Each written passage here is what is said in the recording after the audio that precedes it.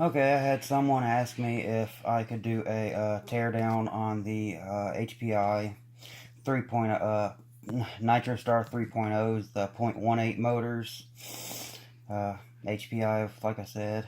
This one already has a screwed up carb. I've already ordered one that'll be here shortly. So let's just get to it. First, I'm going to take off the carb because it's going to stay off until I get the new one. Just, you got that nut right there, loosen it, and the car will pop off. Next, you're going to need a zip tie or something to hold the crankshaft from spinning. I prefer a zip tie because I can put it down in here and it stops the piston from moving at all, because you have to remove this. Now, as you remove this, you're going to need to keep count of the amount of washers, because there is a certain amount of movement. This actually has a little too much, so I'm probably going to add one. I got this in a trade. This is the vehicle it came off of. This is a RS43 Drift. It's used, that's why I'll be cleaning it up, but that really doesn't matter. So let's get to this. This is a 2.5 millimeter, so unscrew this. All nitros are essentially the same. The only real differences are how the backplate is held on. Yeah, like that right there. That washer is way too big. And then that bearing has the races coming off. Thankfully I have extra bearings, but it's pretty messed up. And there's even a extra, there's another, shit. Basically, all that does is stop the, this inside bearing from going so far down.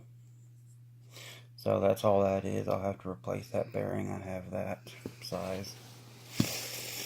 Okay, so then you're going to need to remove the clutch shoes. They just slide right off. You don't have to take the spring off. A lot of people put the shoes on and then wrap the spring around it. The best thing to do is wrap the spring around it like this and then install it.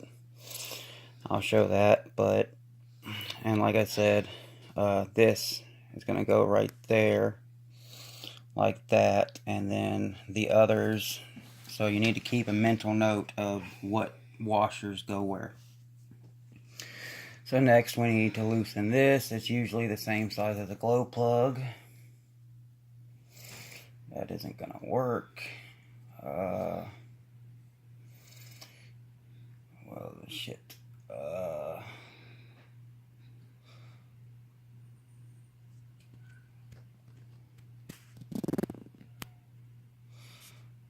Can you pause it? Okay, to take this nut off, it's a 10 millimeter. Usually it's the same size as the glow plug, but it wasn't.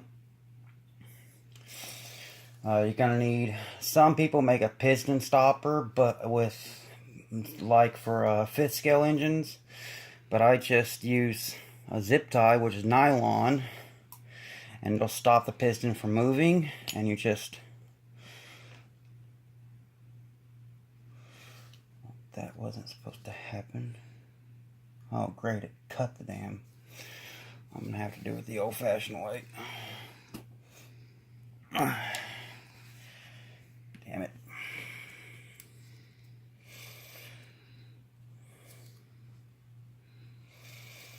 I'll get to that last, now that I have some nylon.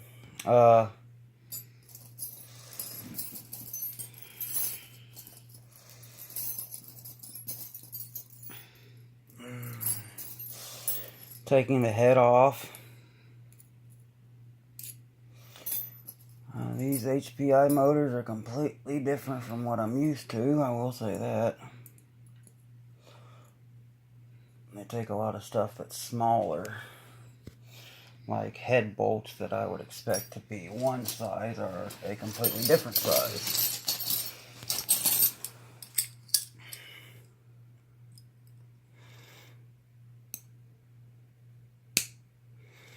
So you just break the head bolts loose and cross pattern. I always do it in a cross pattern.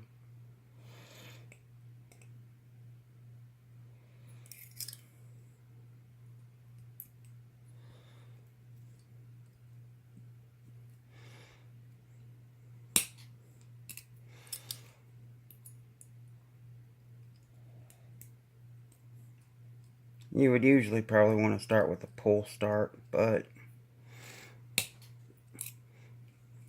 I'm just going at it because I know what I'm doing here. So now I can loosen all these by hand.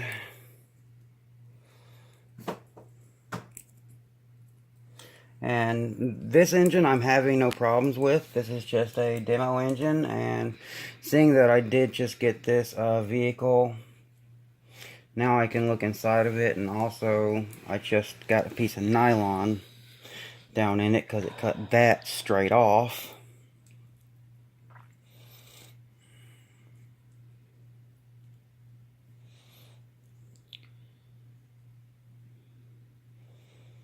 Watch your breathing so they can hear it.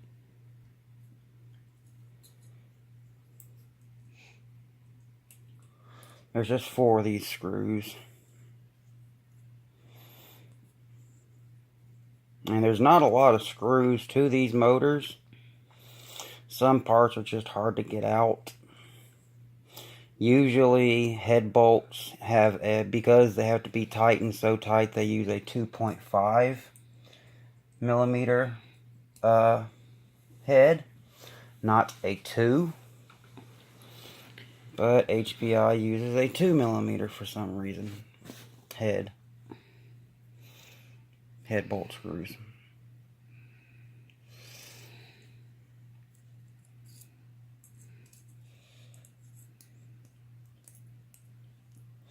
Most of the time I would use a drill, but there's certain places in this I can't get a drill to.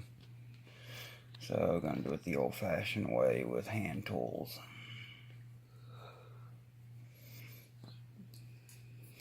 So now all those screws are loose.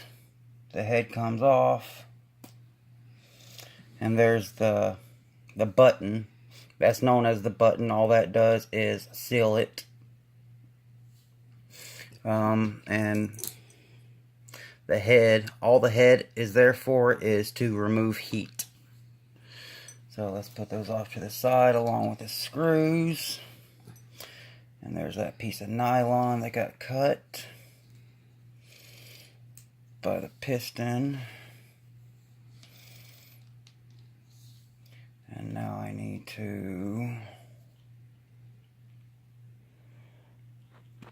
somehow hold this piston in place so I can loosen this bolt.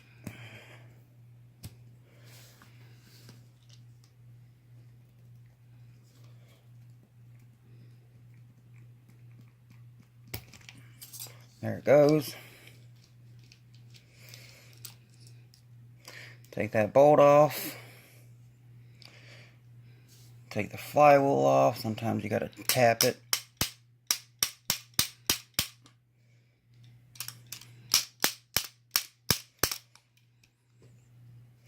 Especially with engines that have ran a lot.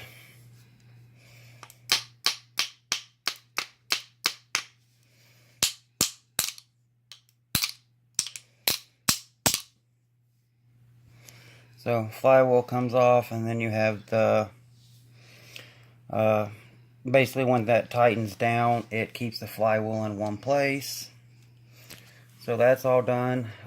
Keep note of this washer if you washers. And this is what gives you your correct compression. So put these back on right here.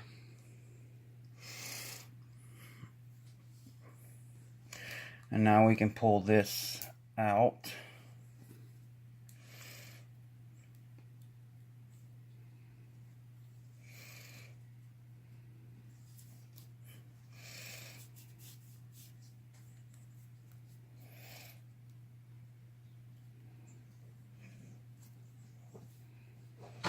Yeah, it's one, I gotta go the other direction, so I'll go ahead and take this off. It's not going to spin backwards because of the one-way bearing. Again, 2.0 screw, 2mm screws. I'm not going to take these off. All that is what it needs to bolt to the chassis. It has nothing to do with the engine being broken down itself.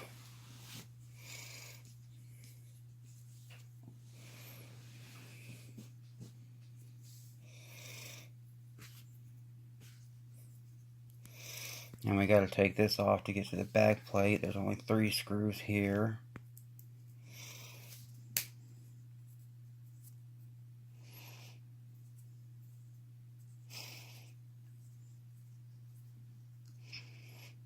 One-way bearing, remove that. And yet again, 2mm. This is the back plate. Break each one of those loose, because these are the things that seal up the engine, so they're tight.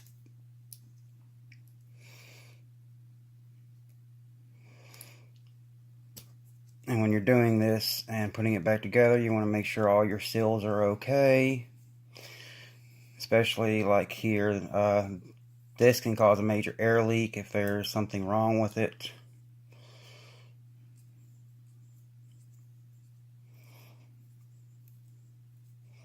I'm left-handed, that's why if I was right-handed it would be like this. It would be easier for the camera to see. But being left-handed sort of makes things difficult sometimes, especially when I'm recording, unless someone's to the left of me. And I do a lot of work on my bed, I will admit that, because I can wash the sheet that I'm working on and go back to it, and if anything falls, it's not going to fall and bounce. I'll see exactly where it goes. Like right now, I got some screws falling, and I know exactly where they're going. And now we can pull off the back plate with the starter shaft. With this instant, the starter shaft, there's a pin that actually goes into the crankshaft that is used to turn it over, so I'm just going to leave that like that. Inspect everything very well. You can see there's a rubber O-ring all the way around. That's your seal, and there's a little pin. That's your starter pin on the starter shaft. Put that off to the side. Now we have to remove the... Now that should drop down.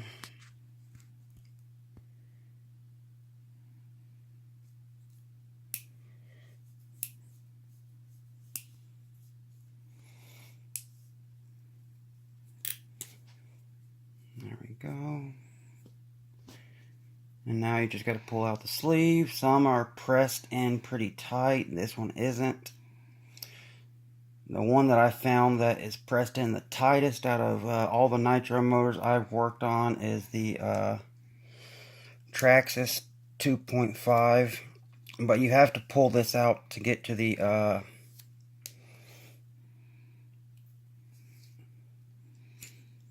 piston out. So now you're going to take the piston and bring it to top dead center. Use a pair of needle nose pliers. Pull it off the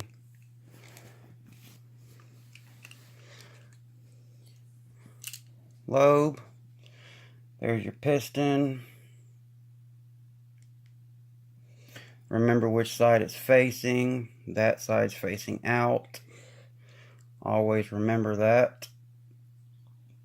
As usually the side facing out is that right there, so I'll just keep that like that. And now the crankshaft comes out and the engine is completely broke down except for the bearings.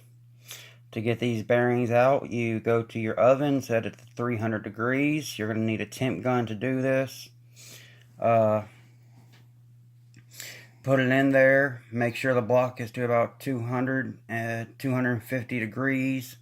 And then just tap on a piece of wood and the bearings will fall out. Same with the front. Just tap like this on a piece of wood, because these are pressed in bearings. So now we're just going to do everything in reverse of what we just did. Put the crank in. Put the piston in, get it over the crank lobe on the crank journal on the crankshaft. Go ahead and put this pin back in. Use my needle nose plier to do that since it's so small. This is I will admit this is my first time taking apart a HPI Nitro engine.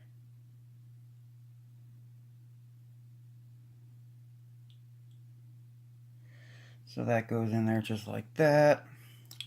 Your back plate goes back on, and when you're putting this on, you need to make sure that this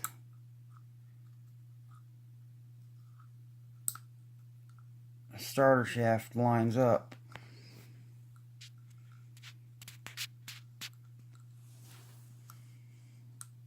Okay, so now you just take these screws, put them back in.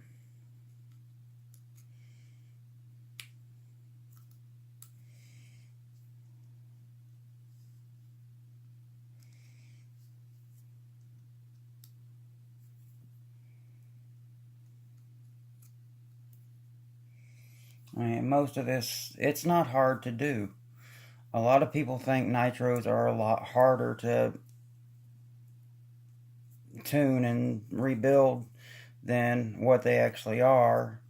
I will say this, they have a very, very steep learning curve. That is the biggest thing with them. If you want a nitro, be prepared to have to learn a lot, because tuning these is not very easy. It takes some know-how, especially when it comes to the air-fuel ratio. I mean, how to get the low-speed needle correct, the high-speed needle correct, the idle air gap correct. Just getting these nice and tight so it's sealed.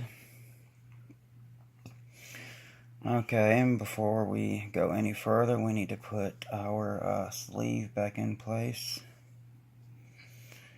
There's always well, most of the time there's a damn pin. Yeah, there's a little pin right here, which shows you there's a little notch right here. And it lines up with that pin. So, get your piston inside the sleeve.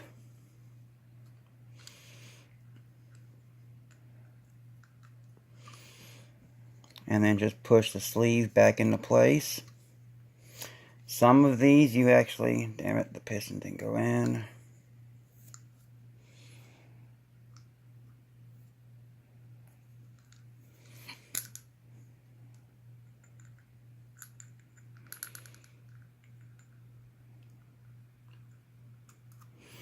Okay, that time it did. So now we can just push this back down into place, making sure to keep it lined up with that little notch. Now we can take this with the washers, put it back on, take the head, cover it, take the screws. These were difficult little screws, so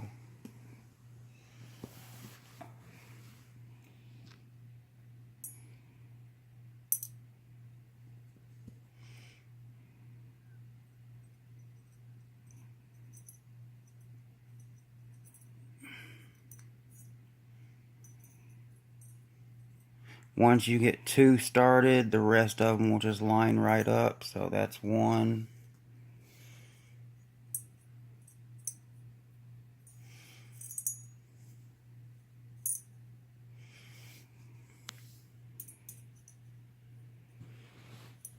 And as you see, now I have another video going over all the basics. All the head does most of the time, this big part, is get rid of heat. That's why they're so big. So now I got those two in, and these two will just go right in place. Sometimes you have a button that bolts into place on the motor, and then the head bolts to the button. The button being the separate little part that has the glow plug in it. And then other times you have this, and other times you have where the button is actually a part of the head itself, like Traxxas motors.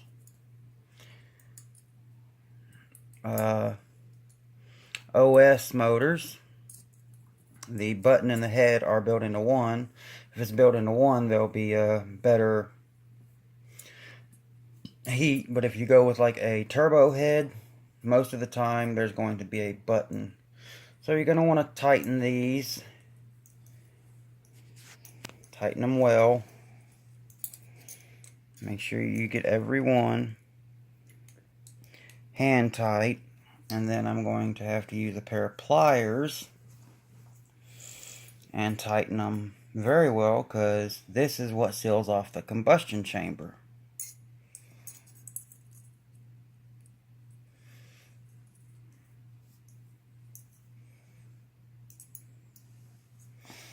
Okay, so all are on and in. Take a pair of pliers.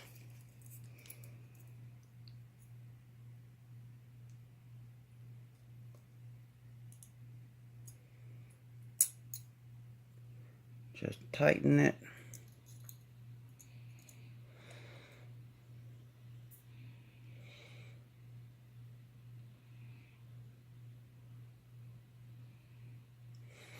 Don't go too tight where you strip out the heads.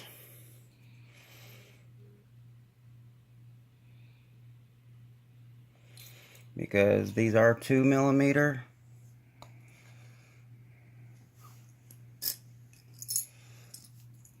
Oh, that wasn't completely tight. And always go in a star pattern. Okay, now I can tighten it fully.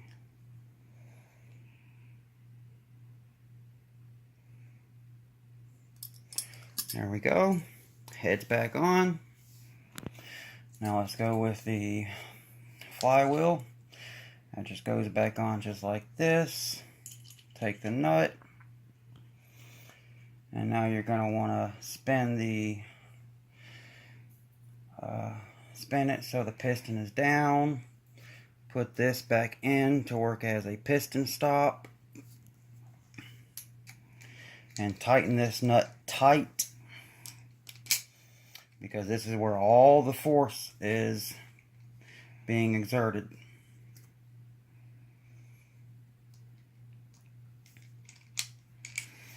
There we go. Pull that back out. Make sure everything's spinning over smoothly.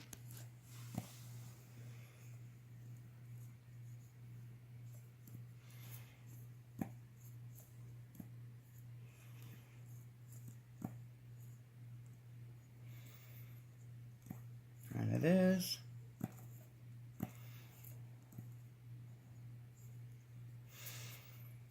Next, just put the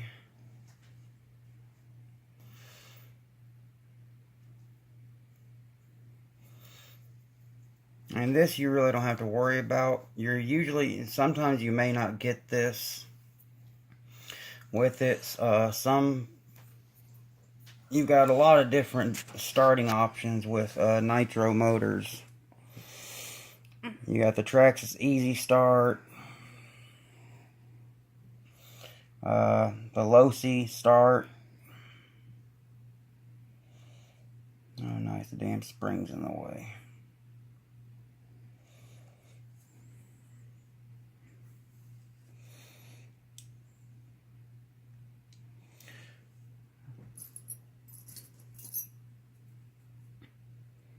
I'm just going to move that spring off to the side so it'll just slide in place, and just, there you go. Take this just like it was. I had that one bearing where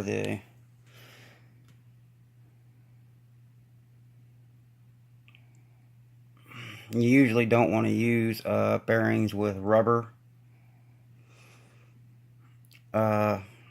covers, because the rubber will melt and then it'll fall off. Like let me see. Yeah, there's quite a few washers on the front, so I'm not going to remove all those. But you usually want to use a bearing with metal shields on both sides. Drop that washer into place. Put this back on. Put that in place. Oh, duh, it has to be that big to get around that. And then tighten this back up. Out of all the screws, this is the only screw that is 2.5.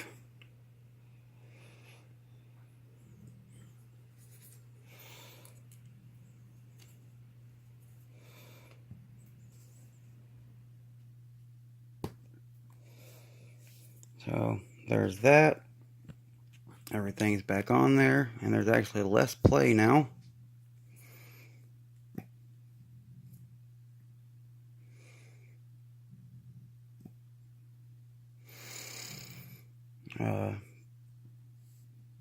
Put this back on, and this back on. Put the 3 screws in place, and then put that back in place, tighten that nut, and you are done.